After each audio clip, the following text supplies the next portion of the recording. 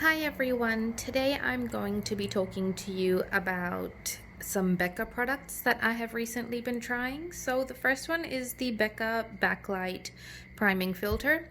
The second is the Becca Pressed Powder Shimmering Skin Perfector. So these two are products that you apply before and after you have put your foundation on. Over the next few weeks, what I'm going to do is I'm going to be telling you what different products are used for when it comes to makeup application. So I'm starting off with the priming filter and the highlighter today because this is actually something I recently came across and I liked it so much I bought myself one, and I put it on one day and mum really liked it too, so I bought her one as well. So it's been quite a hit in this house. So what a primer is a primer is something that you apply after you're moisturizing and before your foundation. What it's supposed to do is it's supposed to fill in basically all the pores or the lines of your skin. It's supposed to make your foundation last longer. It is supposed to even out your skin tone and blur imperfections. So what basically this does is it just gives your foundation a really good base to sit on. Your foundation lasts longer and it looks smoother, and you don't have to use as much either if you've got a decent primer. I'm not saying you have to use this particular one, but this is just the one that I really like, and this is the one I have been using for the last few weeks. A highlighter is what you use on top of your foundation. It doesn't have to be on top of foundation, but basically this is used to highlight key points on your face.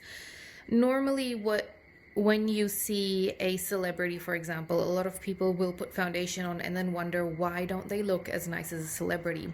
That's because the celebrity is wearing maybe 10, 15 different things on their skin, and then they're adding filters on top of that to look that nice. So highlighter is one of the things that they use. Highlighter is used to accentuate your features. So it's used under the eyebrow, on your cheekbones. It can be used on your nose, on your upper lip, so your cupid's bow, and some parts of your jawline as well. A lot of people also put it on their collarbones to make their collarbones look predominant, so they look a little bit skinnier. So I'll start by showing you the primer. This is the Becca Backlight Primer. I have combination skin, so this is good for all skin types. Anybody can use it. Primer comes in all different colors and textures. So there is a Napoleon Purtis primer, which is basically just a milky lotion. It smells really nice. It doesn't have a color in it. It does make your foundation last longer. However, this is my favorite at the moment, so this is the one I'm going to show you. This one has a really nice sheen in it. The reason it's called the Backlight Primer is because it adds a sheen which basically shines through your foundation, and it lets your foundation look really nice and glowy, and your skin looks really dewy after as well. So this is it, and I'll just, if you have a look there, I'll try turn the light on. No. I'll try to turn the light on for you to see. There you go. If you look at that, so once you blend it right into the skin, you'll notice there's this really beautiful glow on the back of my hand now, which my other hand doesn't have. So this basically, it absorbs straight away, and now that I'm touching it, it's basically feels like I've just put a really nice dry moisturizer on my hand.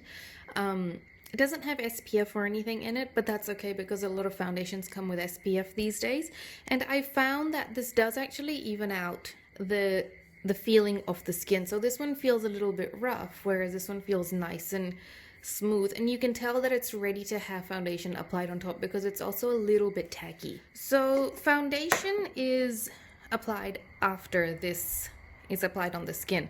This is put on after moisturizer.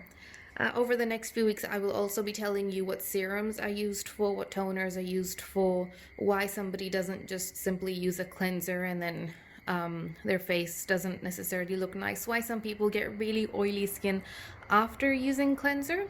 There's all these different techniques people use to make their skin look fantastic, and hopefully over the next few weeks I'll be able to tell you how you can make your skin look a little bit more smoother. The next product is the Becca Champagne Pop Shimmering Skin Perfector. So this is a pressed powder. Becca is very proud of this particular creation of theirs, and rightly so, because it is a really, really nice highlighter. So this is it here. As you can see, it's a very champagne color, and this is it here. If you just have a look, it's very, very pretty. So if I will apply it just on top, and basically when you put highlighter on, it draws light to that particular part of your face. So contouring is used to make your face look like it's going in certain spots. So if you want to make it look like you have really defined cheekbones, you would put contour on underneath your cheekbones. You also put it on underneath your jawline or around your nose to make your nose look thinner. Highlighter, on the other hand, is used to make your features look bigger and bolder. So if you see here, it'll look like the eye is drawn to the highlight, and that's the whole point of a highlighter. So that's basically it about these two products.